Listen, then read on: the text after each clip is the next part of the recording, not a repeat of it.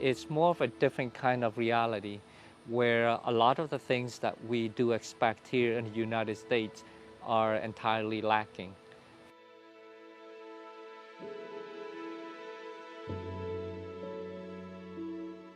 And in all honesty, I feel like it makes them grow up a little bit too fast and they don't get to enjoy their childhood. They don't get to go outside and play all the time. And when it comes to school, because they're already in this adult mindset, some kids go to work with their parents on the weekend or, during holidays or even breaks. They go to work with their parents and they kind of put school aside as well because they are not focusing on this is their life. They're focusing on, well, I have to help my mom, I have to help my dad.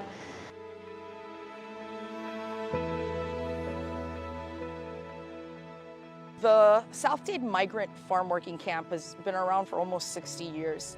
And the community back then was a mixture of African American and Puerto Rican members of the community. And the community went developing, so it changed and it became very Mexican. There were a lot of Mexicans and Mexican Americans who were working in the area. We have 300 families who live in this community. And then the needs of the community changed because these Mexican and Mexican Americans started to grow into families. It wasn't only single men and women who were working, but now we had the dynamic of children. That is when the LaSalle Education Center came to life.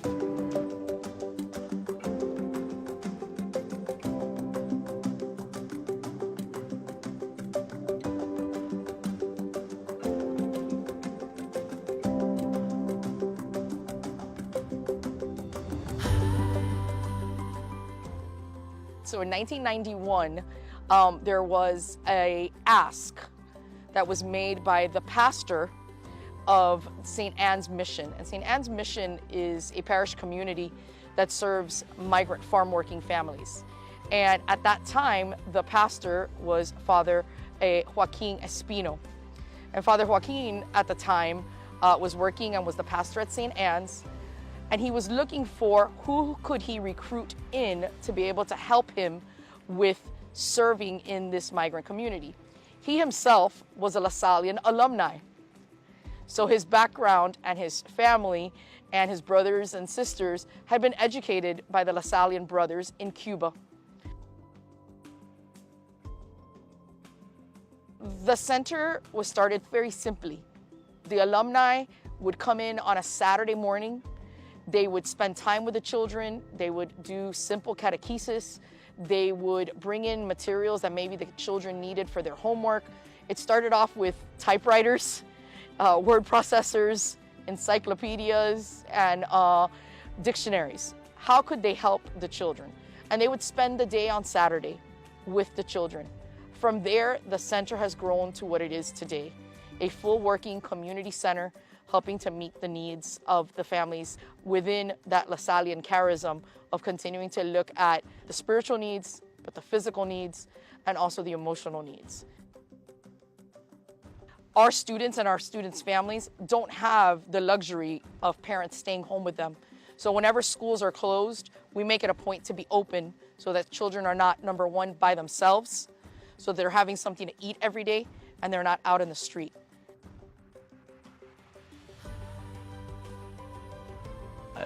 I came to Homestead for the first time in 2016 as a student at Central Catholic.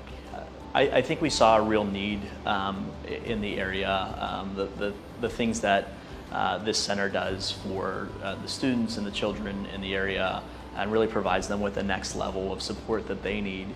I think that allows us and gives us interest to want to come back and help more and be a part of that and not just be a bystander, but actually hopefully make some kind of a meaningful impact that allows us and our students to be able to see just the little things that they can do to help others.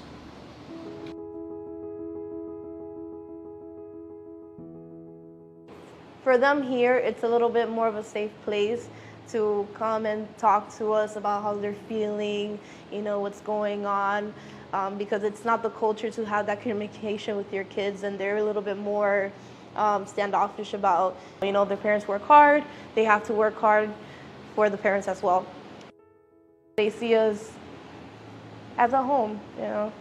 They see us as a place to be a kid and not have so much responsibility as they have at home.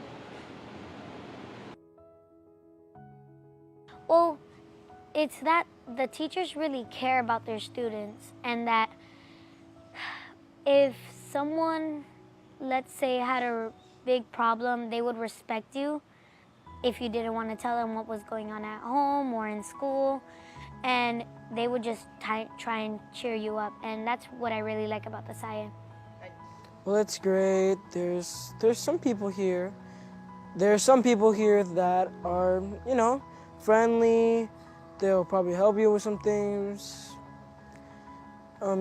Overall, this is really, you know, pretty friendly community. I absolutely love the teachers. They were really nice, and that was a really big surprise to me because I love all the teachers here.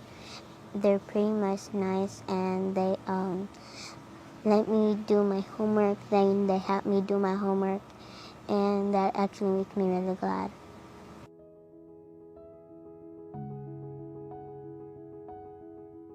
Lo que son los hijos de nosotros, los hijos de mis hermanos, hermanas de ella, nunca batallamos con los nietos, con los niños, porque aquí estaban nuestros padres. Ahorita hay muchas madres que no tienen sus padres aquí, o muchos hijos que no tienen sus padres aquí, que se batallan mucho, y eso ha beneficiado mucho la SALLE en eso, ¿entiendes? He visto más atención, principalmente he visto más atención en las maestras. Mi hija tenía un problemita que había visto como se había perdido la base. Le dije yo a la maestra, a la directora, de que por favor podría saber qué pasaba. Ellos sí me averiguaron, me pidieron la información de dónde estudia, principalmente le hicieron un examen aquí. Y completamente me mandaron la información en el teléfono. Me dijeron, tu niña tiene esto, tu niña tiene esto, tu niña tiene esto. O sea, me gustó cómo está trabajando el centro educativo aquí. We're able to serve as that mediator with families to help ensure that these children are reaching their full potential at school.